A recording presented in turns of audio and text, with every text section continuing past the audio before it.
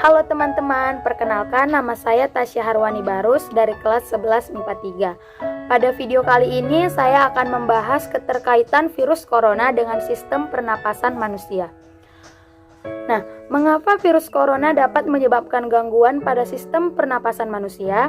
Karena virus corona menyerang organ sistem pernapasan manusia seperti tenggorokan dan paru-paru. Oleh karena itu, mereka yang sistem pernapasannya telah terinfeksi oleh virus ini akan mengalami kesulitan bernapas. Nah, gejala apa saja sih yang ditimbulkan jika sistem pernapasan manusia sudah terinfeksi oleh virus ini? Memahami organ yang menjadi sasaran, maka tidak heran jika sebagian pasien penderita COVID-19 menunjukkan gejala yang berkaitan dengan sistem dan saluran pernapasan, misalnya batuk atau napas yang pendek-pendek. Meski ada pula kasus positif yang menunjukkan gejala berbeda seperti demam, hidung meler, sakit tenggorokan, sakit kepala, susah tidur, berkeringat, ataupun panas dingin. Bahayanya, gejala-gejala ini tidak akan muncul sesaat ketika terjadinya infeksi. Virus ini baru akan muncul dalam rentang waktu 14 hari setelah virus itu masuk ke dalam sel-sel tubuh manusia. Nah, bagaimana sih mekanisme virus ini menginfeksi sistem pernapasan manusia? Virus ini menyebar melalui tetesan air liur yang muncrat dari mulut seseorang akibat batuk atau bersin, yang kemudian akan masuk ke dalam tubuh seseorang yang ada di dekatnya melalui mulut. Virus kemudian masuk ke jalur pernapasan dan membran mukus di bagian belakang tenggorokan, menempel pada sebuah reseptor di dalam sel dan mulai berkembang di sana. Virus ini mempunyai protein dengan ujung tajam yang membuat virus bisa menempel ke membran sel, dan dari situ materi genetis virus masuk ke sel tubuh manusia. Materi genetis tersebut kemudian membajak metabolisme sel dan membuat sel tidak lagi berkembang untuk kesehatan tubuh, melainkan untuk memperbanyak virusnya. Supaya kita lebih mengerti, kita simak video berikut ini dulu ya teman-teman. Bagaimana virus corona menyerang tubuh kita? Mungkin itu jadi pertanyaan kita semua. Kita udah tahu gimana virus corona udah menginfeksi 1 juta orang di seluruh dunia sampai saat ini. Tapi yang mungkin belum banyak kita tahu, sebenarnya gimana sih virus ini nyerang tubuh kita? Mengapa infeksi virus ini bisa mematikan? Semua dimulai dari sini.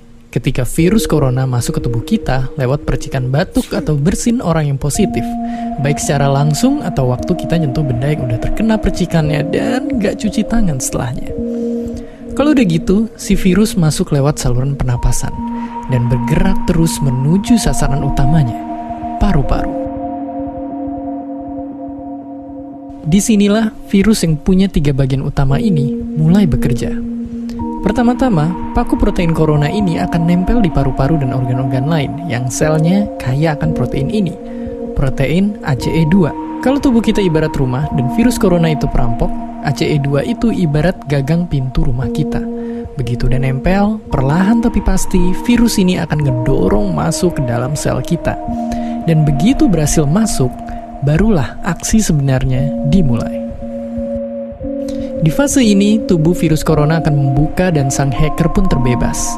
Dia akan ngehack inti sel sehat untuk nipu sistem imun tubuh kita biar nggak nyerang virusnya. Dan sekaligus ngebuat inti sel jadi memproduksi cikal bakal virus corona baru. Sel yang udah terinfeksi dan dihack ini selanjutnya akan terprogram untuk bunuh diri dan melepaskan jutaan virus corona yang siap nginfeksi dan ngehack sel-sel sehat lainnya. Ya, awalnya mungkin kita cuma kemasukan virus corona yang jumlahnya dikit, tapi dalam hitungan hari aja udah akan ada jutaan sampai miliaran virus corona baru, bikin paru-paru kita dipenuhi oleh mereka. Tapi ternyata, mimpi buruknya ada setelah ini. Ya, ketika virusnya udah menuhin paru-paru kita, sistem imun kita bakalan ngerespon ibarat polisi dan tentara yang meluncur ke tempat kejadian perkara. Tapi inilah yang bikin ngeri. Di sini, virus corona jadi penipu ulung yang bisa ngakalin sistem imun kita. Mereka bikin sistem imun nyerang membabi buta termasuk nyerang sel-sel sehat kita. Mereka jadi nggak tahu mana kawan, mana lawan, dan perlahan-lahan jadi senjata makan tuan. Buat sebagian besar kasus, kejadian ini emang nggak berlangsung lama. Karena kalau sistem imun kita kuat, mereka pun akan bisa menang dari segala taktik virus corona. Tapi terkadang tubuh kita sedang lemah, dan kalau udah gitu efeknya bisa parah. Kita bisa kena radang paru-paru akibat sel sehat di sini yang udah nggak bisa nahan bakteri pneumonia. Malahan buat kasus yang kritis, bakteri ini nggak berhenti di sana. Mereka bisa masuk ke aliran darah dan akhirnya nyerang seluruh tubuh.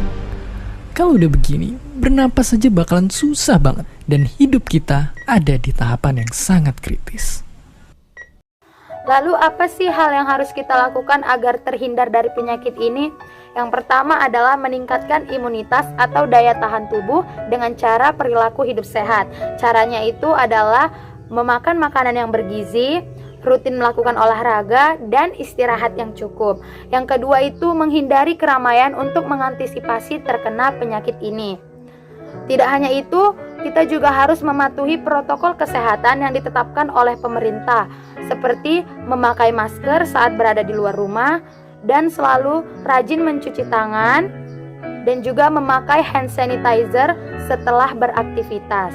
Jika terkena, harus segera berobat dan dikarantina, serta juga tidak boleh dekat-dekat, karena ini merupakan penyakit yang menular. Jadi hal ini dilakukan agar mengantisipasi penyebaran. Sekian video dari saya, semoga teman-teman dapat memahaminya. Jika ada kata yang kurang berkenan di hati teman-teman, saya mohon maaf. Sekian video dari saya. Dadah!